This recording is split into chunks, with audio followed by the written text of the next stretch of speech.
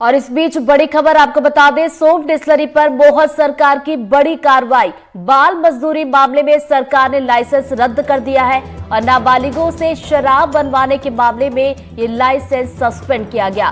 तो बता दें कि 59 बच्चे शराब बनाते हुए मिले थे और जिला आबकारी समेत 3 आबकारी, एसआई और श्रम निरीक्षक नप चुके हैं। और इसी खबर पर ज्यादा जानकारी के साथ रेजिडेंट एडिटर अनुराग द्वारी जी हमारे साथ जुड़ गए। सीधा उनका रुख करेंगे। अनुराग जी, देखिए, इस खबर को आपने प्रमुखता के साथ दिखाया था, उठाया था और उसके बाद सरकार ने यहाँ पर बड़ा एक्शन लिया है। बिल्कुल, 15 जून को राष्ट्रीय बाल संरक्षण आयोग ने यहाँ पर जो सोम डिस्टिलरी है रायसेन में, वहाँ जो शराब बनाने की फैक्ट्री है उसका निरीक्षण किया था और वहां पर उन्हें 59 बच्चे ऐसे मिले जिसमें 39 लड़के थे और 20 लड़कियां, जिसके बाद जो नाबालिग थे। और इसके बाद रायसेन में ही इनके खिलाफ एक एफआईआर दर्ज कराई गई और ऐसा उन तस्वीरों में दिखा कि बच्चों के हाथों की चमड़ियां गल गई हैं, उनके हाथों में संक्रमण फैल गया है। और इसके बाद सरकार ने कार्रवाई की है।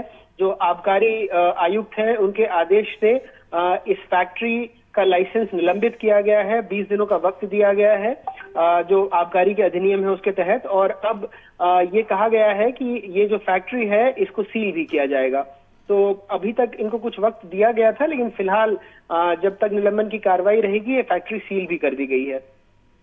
अनुराग जी, देखिए, बाल मजदूरी का मामला यहाँ से सामने निकल कर आया था, लेकिन प्रदेश में और भी बाल मजदूरी के मामले सामने न निकल कर आए, इसके लिए सरकार की तरफ से क्या कुछ जरूरी दिशा निर्देश दिए गए और क्या कुछ कार्रवाई अब देखने को मिलेगी आगे?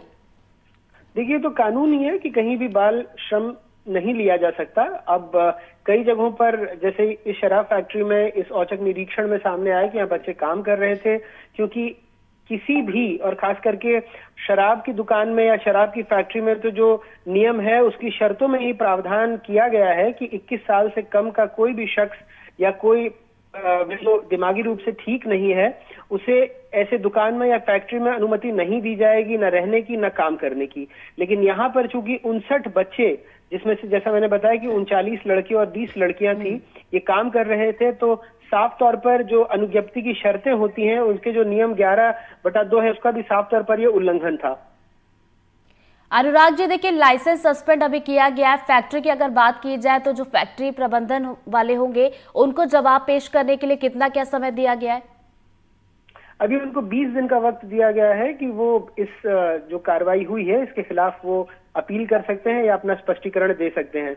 लेकिन सोम डिस्टिलरी की तरफ से कैमरे पर कुछ नहीं कहा गया और साफ तौर पर उन्होंने पहले ही इस मामले से पल्ला झाड़ते हुए कहा कि ये थर्ड पार्टी, यानी कोई और जो वेंडर इनके साथ काम करता है, उसने इन लोगों को नौकरी पे रखा हुआ था। इसमें सोम डिस्टिलरी की कोई गलती नहीं है, लेकिन सरकार की तरफ से इसमें पहले दिन से ही कड़ी कार्रवाई की जा रही है, जिसके तहत आबकारी अधिकारियों से लेकर श्रम विभाग के अधिकारियों को निलंबित किया गया और सोम डिस्टिलरी के लाइसेंस को निलंबित कर दिया गया और वहां पर फैक्ट्री को सील करने की भी कार्रवाई की जा रही है।